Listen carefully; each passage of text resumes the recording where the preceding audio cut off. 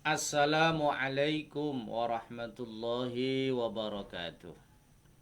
Para jamaah Facebook yang berbahagia, alhamdulillah pada pagi ini eh, kita bisa melanjutkan pengajian Fiqhuz Zakah karya Imam Al-Qaradawi, Yusuf Al-Qaradawi, masih membahas soal wajib tidak bagi anak kecil untuk berzakat. Mari kita hadiahkan Fatihah ila muallifi hadzal kitab Al-Imam Yusuf Al-Qaradawi, semua guru-guru kita, orang tua kita, semua keluarga besar kita, seluruh pendiri Jam'iyah Nahdlatul Ulama, ulama-ulama Nahdlatul Ulama, warga Nahdlatul Ulama, wabil khusus kepada para penggerak lembaga amil zakat infak sedekah Nahdlatul Ulama di seluruh Indonesia bahkan dunia.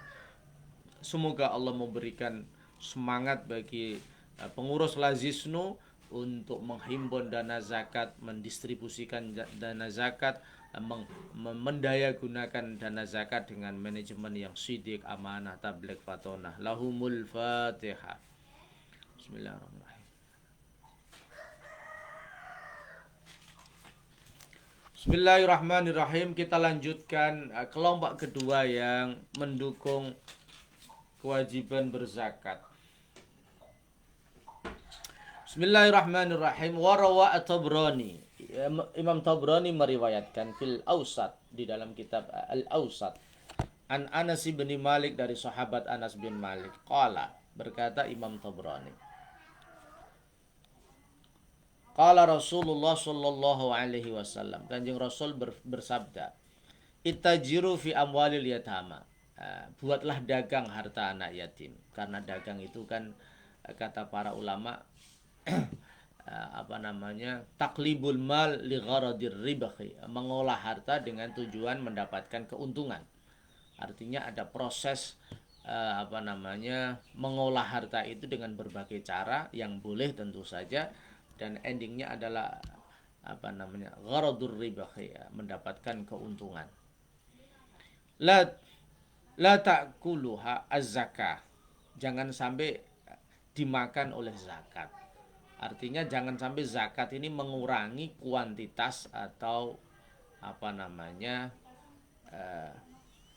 jumlah nominal daripada harta anak yatim. Tentu anak yatim adalah man mata abuhu wa wadunal bulugh, orang tuanya, bapaknya meninggal sementara usianya belum balik. Qala Al-Haythami, berkata Imam Al-Haythami fi Majma'iz Zawaid, di dalam kitab Majma'uz Zawaid.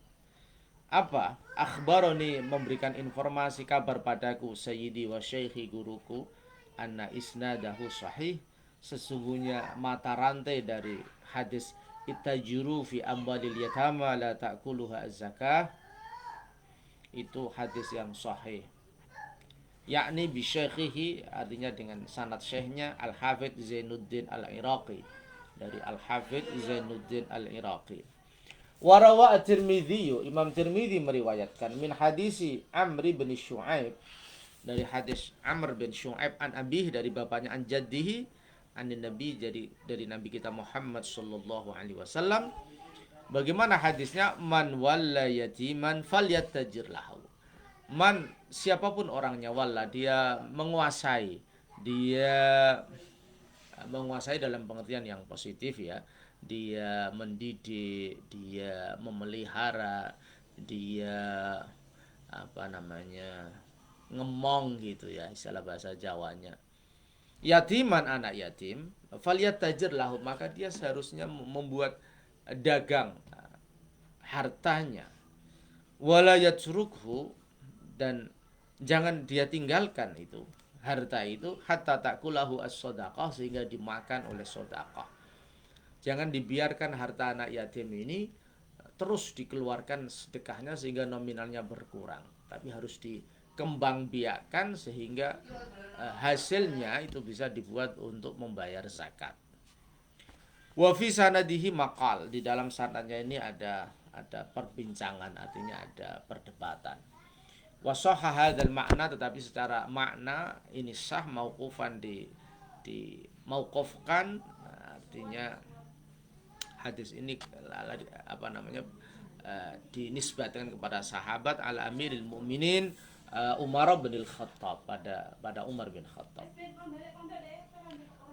Warwa al-Baihaqi, Imam Baihaqi meriwayatkan an Sa'id bin Musayyab, dari Sa'id bin Musayyab, yang kemarin saya sampaikan beliau ada menantu Abu Hurairah, sehingga hadisnya itu beliau minat tabi'in, tapi dianggap oleh Imam Syafi'i hadis mursalnya itu diterima karena semua yang dia riwayatkan itu dari sahabat, terutama dari mertuanya. Lil ikhtijaji sholihun lal mursalu lakin marasilus sahabi yuqbalu kadza Sa'idu binul Musayyab bala lil ikhtijazi marwahu mursala. Itu di dalam al-waraqat, tashilu turuqat, nazmul waraqat. Qala ana Umar bin al-Khattab, anak Umar bin Al-Khattab, sesungguhnya Umar bin Khattab. Qala, berkata Umar, ibtaghu, carilah, atau carilah tambahan, carilah anugerah fi amwalil yatama, di dalam harta-harta anak yatim. La ta'kuluha, jangan sampai memakan hak anak yatim itu as-shadaqatu, sedekah. Jadi ibtahu di sini tentu bermakna kembangkanlah harta anak yatim, jangan sampai dimakan oleh sedekah. Qala al-Baihaqi, Imam Baihaqi berkata, hadza isnadun sahih, hadis ini isnadnya, mata rantainya sahih. Walahu syawahid, banyak sekali ya saksi-saksi hadis ini an Umar, dari sahabat Umar. Wal muradu bis shadaqati, yang diharapkan, yang dimaksud dengan sedekah di sini adalah az-zakah. Kama sorohat, sebagaimana menjelaskan bidzalika, dengan keterangan ini bahwa sedekah di sini adalah zakat. Ba'dur riwayat, sebagian beberapa riwayat. Wa wajhul istidlal, bagaimana metode menjadikan ini sebagai dalil untuk menetapkan hukum. Dalam bahasa usul fikih itu wahadul istidlali qul ma yajtalib lana dalilan mursyidan lima tulib. Jadi istidlal itu sesuatu yang mendorong pada dalil, yang dalil itu berfungsi mursyidan lima tulib, menunjukkan kepada hukum yang dicari. Jadi ma yajtalib lana dalilan mursyidan lima tulib. Jadi dalil hadis-hadis yang sudah disampaikan itu bagaimana bisa dibuat untuk membimbing dalam rangka memutuskan hukum yang dicari, al-matlub. Wa wajhul istidlal bil hadis, bagaimana annan nabiyya, sesungguhnya Nabi kita Muhammad sallallahu alaihi wasallam amara, memerintahkan Nabi al-ausiya, orang-orang yang mendapat wasiat, alal yatama, pada anak yatim, khosatan, secara khusus, wasiat khusus kepada para penanggung jawab anak yatim, wal mustama'a al-islamiyah, dan perkumpulan Islam, organisasi Islam, Nahdlatul Ulama misalnya, Lazisnu misalnya, amatan, secara umum, tak terbatas. Apa perintah Nabi? Ayya'malu, supaya mereka beramal, berkarya, action ala tanmiyati amwalil yatama, untuk mengembangkan, memproduktifkan harta anak yatim. Wa kadzalika al-majanin, begitu juga harta orang-orang gila. Bagaimana caranya mengembangkan harta anak yatim supaya tidak berkurang nominalnya, berkurang jumlahnya? Bitijarah, dengan dagang, dengan mengolah harta untuk mendapatkan keuntungan. Wabtigha'ir ribhi, dan memperoleh untung dengan deposito, dengan mudharabah misalnya. Saat ini di perbankan kan yang ada mudharabah itu profit sharing, tidak ada profit and loss sharing. Jadi yang adalah bagi untung, tidak ada bagi rugi itu. Ya tidak apa-apa, meskipun setengah konsepnya, tapi sudah bagus lah. Dengan jalan mudharabah misalnya, anak yatim punya harta 1 miliar, ditaruh di bank syariah misalnya dengan sistem mudharabah. Wahadzaro, dan Nabi memberikan warning, peringatan keras, mingtarkihi, dengan dari meninggalkan anak yatim itu meninggalkan harta-hartanya itu tanpa ada upaya untuk mengembangbiakkan, duna tathmirin, tanpa berusaha untuk mengembangbiakkan, wala istighlalin, dan orang membuat dia menjadi produktif, bertambah-tambah. Fatakuluhu sodaqah watas tahlikuhu. Karena efeknya apa? Kalau 1 miliar ini dibiarkan misalnya, maka dia setiap tahun akan diambil oleh zakat. Akan berkurang 25 juta misalnya, diambil 2,5%. Terus menerus. Bisa habis. Dan kalau habis nanti berbahaya bagi masa depan anak yatim yang membutuhkan perhatian, kos yang besar dalam aspek pendidikannya, dalam aspek skillnya, dalam aspek perjalanan hidupnya. Wala raiba, dan tidak ada yang diragukan. Apa itu? Anna sodaqota, sesungguhnya sodaqah. Innama ta'kuluhu, sesungguhnya sodaqah itu yang memakan harta itu. Bi ikhrajiha, dengan mengeluarkan zakat itu, mengeluarkan sodaqah. Secara zahir dia akan berkurang. Makanya Masya Allah, Nabi betul-betul memperhatikan ya nasib anak yatim, sehingga penanggung jawab anak yatim ini, wali-wali anak yatim ini harus kreatif mengolah harta secara amanah. Tidak boleh secara sembrono, secara sak kepenake dhewe, sak geleme dhewe, tapi harus pakai rule, pakai aturan yang baik, dengan mekanisme yang bisa dipertanggungjawabkan. Wa ikhrajuha, mengeluarkan sedekah itu, la yajuzu illa idza kanat wajibatan. La yajuzu, tidak boleh mengeluarkan itu, illa idza kanat, kecuali harus ada proses wajibatan. Tidak boleh kalau wa ikhrajuha, dunia ikhrajuha, mengeluarkan sedekah itu, la yajuzu, tidak boleh, illa idza kanat, kecuali ada sedekah itu wajibatan, ya namanya zakat itu. Li'annahu, kenapa alasannya? Li'annahu la yajuzu, li'annahu, karena sesungguhnya kondisi itu sudah mersya'an, la yajuzu, tidak boleh, lil wali, bagi wali, ayatabarro'a, menggunakan harta anak yatim untuk hal-hal yang sifatnya filantropi, tidak wajib, bimalis soghiri, dengan harta anak kecil, wa yunfiqahu, dan menginfakkan harta anak yatim itu, fi ghairi wajibin, selain pada hukum yang wajib. Dia keluarkan untuk pembangunan masjid, pembangunan musola, pembangunan madrasah, pembangunan TPQ, pembangunan jalan raya, dan lain-lain. Tidak boleh. Itu bukan harta kamu, itu harta anak yatim. Kamu punya tugas untuk memelihara, menjaga.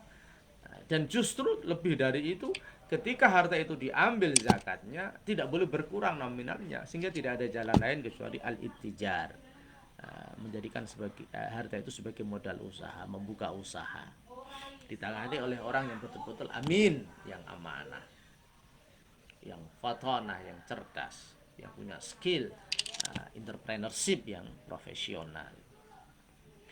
Fayakunu qurbanan lahu bighairil lati hiya ahsan.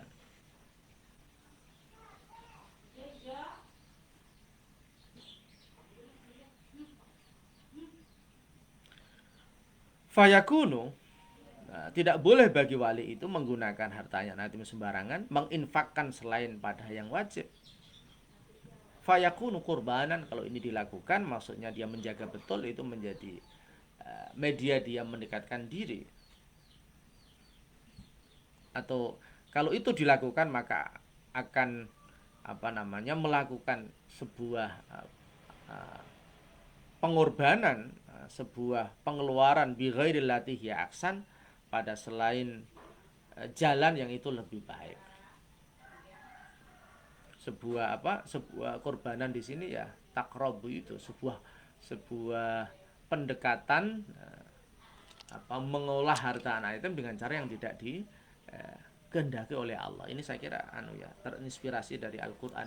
Wala taqrabu malal yatimi illa billati hiya ahsan hatta yablugha asyuddah. Jangan kau dekati harta anak yatim, didekati maksudnya di sini adalah mengolah, ya, menginfakkan harta anak yatim kecuali dengan cara yang lebih baik. Hatta yablugha asyuddah, sehingga anak yatim itu dewasa, sudah matang, artinya sudah boleh mentasarufkan hartanya sendiri. Saya punya buku ini kedahsyatan sedekah kepada anak yatim. Di dalam buku ini saya sampaikan perbedaan mazhab Syafi'i dengan Hanafi khususnya, bagaimana pada usia berapa anak yatim ini boleh diberi hartanya.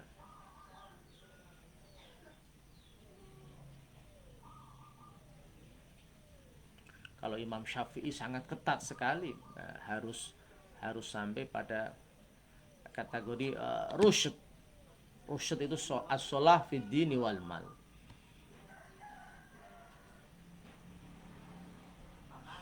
Rusyd itu seorang anak yatim itu sudah punya kepakaran ya, sudah punya kapabilitas dalam hal agama dan dunia. As-salatu fid dini wal mal. Kalau Imam Abu Hanifah, kalau sampai usia 25 tahun kok belum, ya harus dikasihkan itu. Kalau sekarang ini juga sulit ya kita menggunakan kriteria Imam Syafi'i itu. Kalau sampai rasyid dalam pengertian agamanya bagus, kemampuan ekonominya bagus, itu juga tidak mudah ya. Jadi wala taqrabu malal yatim illa billati hiya ahsan hatta yablugha asyuddah. Jangan dekati, artinya jangan tasarrufkan, jangan belanjakan, ojo mbok otak-otak harta anak yatim kecuali betul-betul yang sifatnya urgent, sifatnya daruri, darurat, terpaksa harus diambil. Hatta yablugha asyuddah, sehingga anak yatim itu mendekati usia dewasa baligh. Kan di dalam Al-Qur'an ada ayat wabtalul yatama hatta idza balaghun nikah. Dan ujilah, bekalilah dengan keterampilan yang memadai anak-anak yatim sampai mereka mendekati usia nikah. Wabtalul yatama hatta idza balaghun nikah. Fa in anastum minhum rusyidan fadfa'u ilaihim amwalahum. Jika kamu merasa nyaman anak yatim ini sudah masuk kategori rusydan, as-salahu fid dini wal mal, dia punya kecakapan, kebaikan, standar keagamaan yang baik, punya kemampuan manajemen ekonomi yang baik, fadfa'u ilaihim amwalahum. Fa in anastum minhum rusyidan fadfa'u ilaihim amwalahum. Nah, di sini saya baca di tafsir Munir dan tafsir yang lain itu ada perbedaan ulama, khususnya baina asy-Syafi'iyyah wal wal Hanafiyah. Kalau Syafi'iyah pakai kriteria yang kualitatif ya, dengan as-shalah fi dini wal mal. Kalau Hanafiyah pakai ukuran matematis ya, sampai pada usia sekian kok masih belum, ya harus diberikan. Ditunggu kalau tidak salah usia 25, 24 atau 25 tahun kok masih, ya harus diberikan harta itu supaya ya latihan mandiri, tidak tergantung terus kepada walinya. Ini saya terangkan dalam buku saya Kedahsyatan Sedekah Anak Yatim yang diterbitkan oleh penerbit Jogja.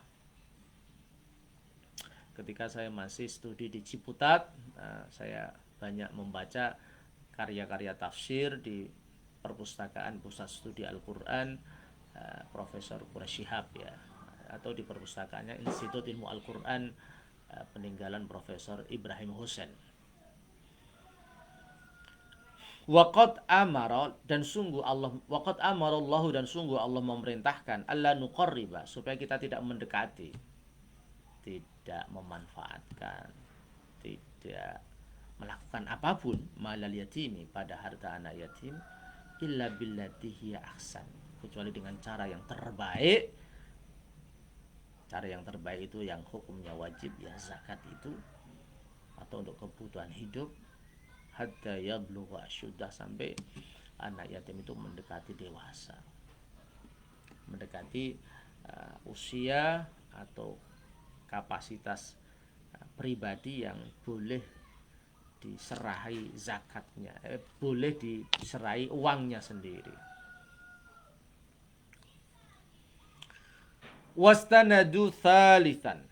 Ulama-ulama pendukung bahwa anak kecil dan orang gila ini wajib berzakat, bersandar yang ketiga ila masoha, dari sesuatu yang sahih, yang benar, anis sahabah, dari sahabat fi hadhil qadiyah, dalam problem ini. Setelah hadis, sekarang ke sahabat. Faqad rawa, maka sungguh meriwayatkan Abu Ubaid, sahabat Abu Ubaid wal Baihaqi wa Ibnu Hazmin, imam ini ya, bukan sahabat, Imam Abu Ubaid, Baihaqi, Ibnu Hazm, meriwayatkan apa? Ijabaz zakah, wajibnya zakat fi malis sobiyyi, di dalam harta anak kecil. Dari mana? An Umar, dari sahabat Umar, wa Aliyin, sahabat Ali, wa Abdullah bin Umar, Abdullah bin Umar, wa Aisyata, Aisyah, wa Jabir bin Abdullah, Jabir bin Abdullah.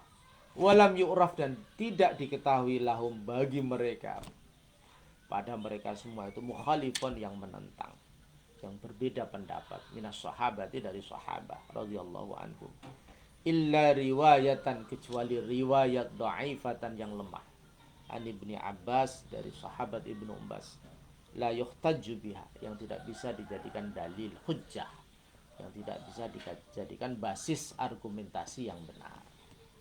Semua sahabat tadi mendukung wajibnya zakat bagi anak kecil dan orang gila. Jadi mulai sahabat Umar, Ali, Abdullah bin Umar, Aisyah, Jabir bin Abdullah, ulama-ulama, sahabat-sahabat yang punya pengaruh, yang dikenal fuqaha, ahli ilmu, ahli fikih, itu mewajibkan anak kecil berzakat. Begitu juga al-majnun, orang gila. Wastanadu rabi'an, sandaran mereka, kelompok yang mewajibkan anak kecil berzakat dan orang gila, yang keempat, ilal maknal ma'qul, dari makna yang rasional, makna reflektif, makna analisis, alladzi min ajli, yang karenanya furudatiz zakat, zakat itu diwajibkan. Ini menarik ya, bangunan argumentasinya sampai 4 ya, luar biasa itu. Mulai dari hadis ya, kemudian apa namanya, hadis juga yang diriwayatkan, mulai dari Al-Quran, hadis, terus bagaimana Imam Syafi'i, kemudian bagaimana sahabat-sahabat. Jadi Al-Quran, hadis, kemudian sahabat, ini makna yang rasional. Kalau mereka berkata, ulama ini, inna maqsudaz zakah, sesungguhnya tujuan zakat itu saddu khallatil fuqara, itu menutup kekurangan-kekurangan, menutup celah bagi orang fakir. Bahwa orang fakir itu butuh makan, butuh kehidupan yang layak, yang standar, sandang, papan, pangan, makannya setiap hari dijamin, sandangnya, pakaiannya terjamin, papannya, tempat tinggalnya layak, pendidikan anak-anaknya layak, kesehatannya terjamin. Mimmalil aghniya, itu berasal dari harta orang-orang kaya. Tujuannya apa? Syukron lillahi ta'ala, sebagai rasa terima kasih pada Allah atas limpahan rizki yang diberikan. Wa tadhiron lil mali, dan menyucikan harta min adnas, minal adnas, dari beberapa kotoran. Wa malu sobiyi, harta anak kecil, wal majnuni, orang gila, qabilun, itu menerima diadain nafkah, untuk dilaksanakannya nafkah, untuk membayar nafkah, wal gharamat, dan ganti rugi. Fala yadhiqu, maka tidak bisa sempit zakat itu aniz zakah. Artinya hartanya itu juga bisa untuk menafkahi dirinya sendiri, untuk membayar hutang misalnya, maka zakat pun bisa masuk. Jangan dikecualikan, begitu maksudnya. Kalau ulama ini berkata, idza taqarrara hadza, kalau ini sudah tetap, sudah clear, fa innal waliya, maka sesungguhnya wali, orang yang bertanggung jawab pada anak yatim, yukhrijuha, harus mengeluarkan zakatnya, anhuma, dari harta anak kecil dan orang gila, mimma lihima dari harta anak kecil dan al-majnun orang gila. Kenapa li'annaha? Karena sesungguhnya zakat itu yang harus dikeluarkan zakatun wajibah. Zakat yang wajib, bukan sunnah tapi wajib. Kalau begitu, fawajaba maka wajib ikhrajwa mengeluarkan zakat itu ka zakatil balighil aqil, sebagaimana zakat orang muslim yang balik dan berakal. Wal waliyu wali yang bertanggung jawab terhadap nasib orang anak yatim atau anak kecil itu yakumu, dia berposisi maqamahu di posisinya anak yatim fi adai ma'alaihi, di dalam membayar melaksanakan tanggung jawab kewajiban anak itu. Memang dalam konteks agama wali itu menjadi penanggung jawab sebelum anak itu balik, maka segala halnya itu ditanggung oleh anak yatim. Oleh anak kecil saja misalnya dalam konteks sholat, ya orang tuanya yang punya kewajiban untuk mendidik anaknya sholat, puasa juga begitu, dan lain-lain. Mau mentarbiyah akhlaknya, mendidik akhlaknya, melakukan internalisasi karakter yang unggul, yang positif, itu tugas wali. Wali annaha, dan karena sesungguhnya zakat itu hakun, hak wajibun yang wajib, yang harus ditunaikan ala sobi, bagi anak kecil, wal majnun dan orang gila. Fakana maka ada alal wali, pada walinya ada maka wajib membayarnya anhuma dari anak kecil dan orang gila. Contohnya karena faqati aqaribihi, seperti memberikan nafkah kerabat-kerabatnya. Wa tu'tabaru niyatul wali, niatnya wali dianggap benar fil ikhraj, dalam mengeluarkan zakat. Kama tu'tabaru niyah, sebagaimana niat itu dianggap benar min rabbil mal, dari pemilik harta. Menarik sekali.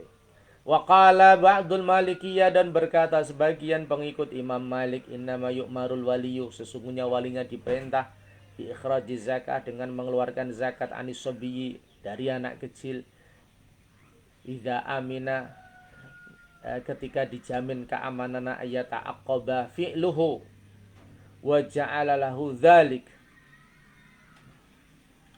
ketika wali itu merasa aman, ketika tindakannya itu ada pengaruhnya ke depan. Wa ja'ala lahu dzalik, dan dia menjadikan itu. Wa ila, ketika tidak ada jaminan, fala maka tidak mengeluarkan. Wa idza akhrajaha, ketika wali itu mengeluarkan zakat dari harta anak kecil, asyhada 'alaiha, maka dia harus punya saksi. Wa illam yushhad, jika tidak disaksikan, tidak ada saksinya, faqad qala Ibnu Habib berkata, in kana ma'munan suddiqa, ketika wali itu bisa dipercaya, maka suddiqa, dibenarkan tindakannya itu. Jadi menurut ba'dul malikiyah, ketika wali mengeluarkan zakatnya itu harus ada jaminan, ada garansi keamanannya, keamanan harta itu. Dan ayat aqaba fi'luh, tindakannya mengeluarkan itu harus berantai, artinya mendapat ridhonya, punya pengaruh yang positif di tengah-tengah masyarakat gitu. Ridho dan lain-lain gitu. Dan dia berusaha untuk menciptakan itu, sehingga anak kecil yang punya harta itu dikasih sosialisasi, kesadaran, masyarakat dikasih kesadaran gitu, dan lain-lain. Lebih aman turut diberikan kepada lembaga zakat yang sidik, amanah, tabligh fatonah, yang akuntabel, yang profesional.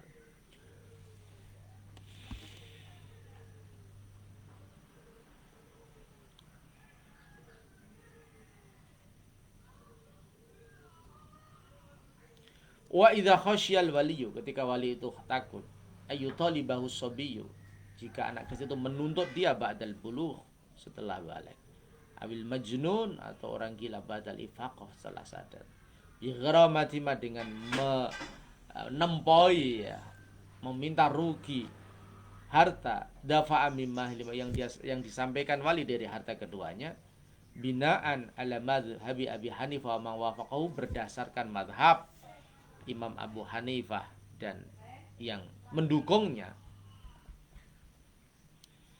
Ternyata anaknya ini ikut pendapat Imam Abu Hanifah. Itu kan tidak wajib zakat saya. Ngapain harta saya kok dizakati? Ketika wali itu takut seperti itu.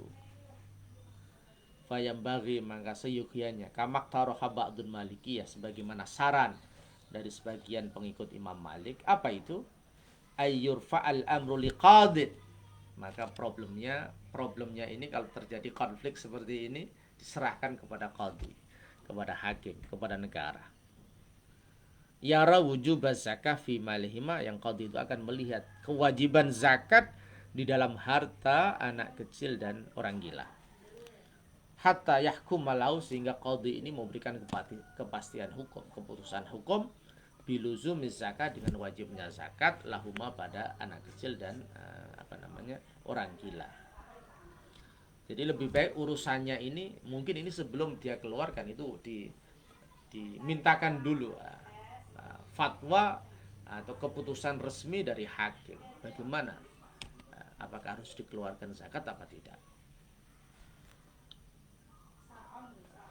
Fala yastati'u, maka tidak mampu qadhi ba'da dzalika, setelah itu ayung qidha, untuk merusak hadal hukma, hukum. Kalau qadhi itu negara sudah memberikan keputusan harta anak kecil wajib dizakati, harta orang gila wajib dizakati, maka ini sebagai pijakan dasar hukum bagi wali untuk mengeluarkan zakat harta dari anak kecil dan orang gila, sehingga ketika ada kasus konflik ini bisa diselesaikan.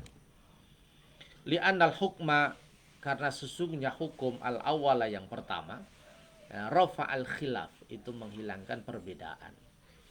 Ini kita kembali kepada kaidah hukmul hakim ilzam wa yarfa'ul khilaf. Keputusan hakim negara itu mengikat dan menghilangkan perbedaan. Artinya ketika ada dua pendapat di dalam agama, ulama yang tidak mewajibkan zakat bagi anak kecil dan yang mewajibkan zakat bagi harta anak kecil, maka serahkanlah sama hakim. Kalau sekarang sama undang-undang, sama negara. Kalau negara mewajibkan, ya wali bisa mengeluarkan zakatnya dengan otoritasnya. Tetapi kalau negara tidak mengizinkan, ya jangan, karena dia akan dituntut oleh anak kecil ini ketika sudah balik, atau orang gila ketika sudah sembuh, dia akan menuntut, nanti berbahaya. Muwazanatun wa tarjih, perbandingan dan pengunggulan. Saya kira itu dulu. Ini sebuah perdebatan yang menarik, bahkan